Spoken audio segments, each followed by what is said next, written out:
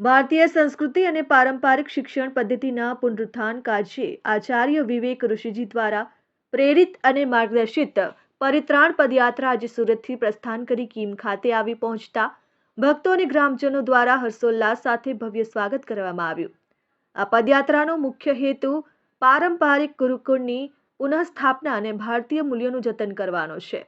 આ યાત્રા 25 ડિસેમ્બરથી શરૂ કરવામાં આવી છે, જે ઉજ્જૈન પહોંચીને એક નવો વિશ્વ વિક્રમ પ્રસ્થાપિત કરશે। આ યાત્રા આધુનિક યુગમાં પ્રાચીન વિદ્યાના યુગારંભ સમાન માનવામાં આવી રહી છે।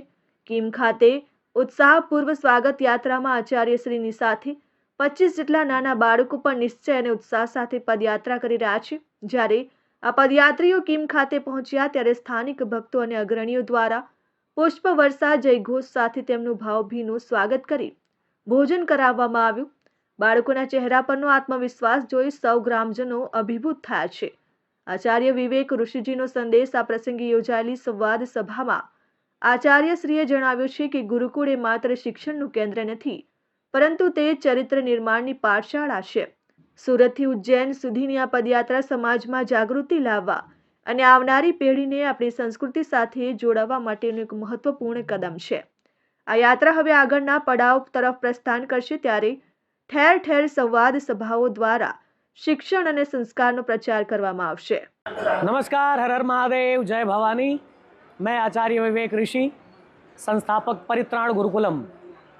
एक यात्रा निकाले हैं हम लोग सब मिल करके, सभी सनातनी बंधु मिल करके, जो परित्राण गुरुकुल उम्बेर से। और इस समय हम लोग आज हमारा दूसरा दिन है और हम धीरे धीरे उज्जैन की तरफ जा रहे हैं हमारे महाकाल बाबा के दर्शन करने।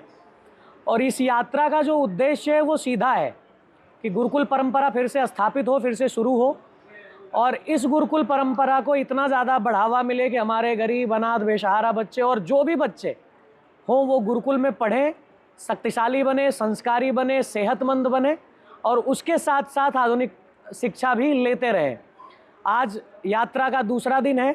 सनातनियों का बहुत साथ मिल रहा है, बहुत सहयोग मिल रहा है, और ऐसे ही सनातनी अगर साथ और सहयोग करते रहे तो एक दिन ज़रूर हम इस लक्ष्य को पूर्ण करेंगे और पूरे भारत में गुरुकुल परंपरा फिर से स्थापित करेंगे। जी बिल्कुल, क्योंकि ये गुरुकुल परंपरा में है तो गुरुकुल के बच्चे जो होते हैं वो थोड़ा उत्साही होते हैं और इनको थकान तो लग ही नहीं सकती, क्योंकि ये बच्चे जो आप दिखा सकते हैं ये 14-14, 15-15 किलोमीटर तो रनिंग करते हैं और 2500 सिटअप्स कम से कम मारते हैं, तो ये थकने का सवाल ही नहीं है। फिर तो मैं चाह भी यही रहा हूँ कि पूरे भारत से बच्चे आएँ, हम उनको शक्तिशाली, संस्कारी और सेहतमंद बनाएं और उसके साथ में स्कूली शिक्षा दिलवाएं, जिससे पूर्ण पुरुष जिसको बोला जाता है, सब शिक्षा में निपुण होंगे तो वो ईश्वर का स्वरूप माने जाते हैं। और भगवान राम, भगवान कृष्ण एक दिन ऐसा समय आएगा फिर से घर घर में देखे जाएंगे। ये हमारा एक उद्देश्य है कि भगवान राम को, भगवान कृष्ण को सिर्फ मंदिरों में नहीं अपितु हमारे बच्चों में भी देखने को मिले। वो मर्यादा, वो संस्कार, वो शक्ति, वो शिक्षा सब दे करके वैसे ही सेम बनाना है बच्चों को। और कौन नहीं चाहता कि हमारा बच्चा भगवान राम, भगवान कृष्ण जैसा बने। वैसे भी बाल गोपाल जब छोटे छोटे बच्चे होते हैं तो उनको हम भगवान कृष्ण के जैसे ही पूरा लाड प्यार देते हैं। तो वो शिक्षा जो बड़ा होने के बाद उनको मिला भगवान राम, भगवान कृष्ण को, कम से कम वो भी शिक्षा बच्चों को मिले, ये मैं चाहता हूँ। Vijay Yadav, RN news, कीम।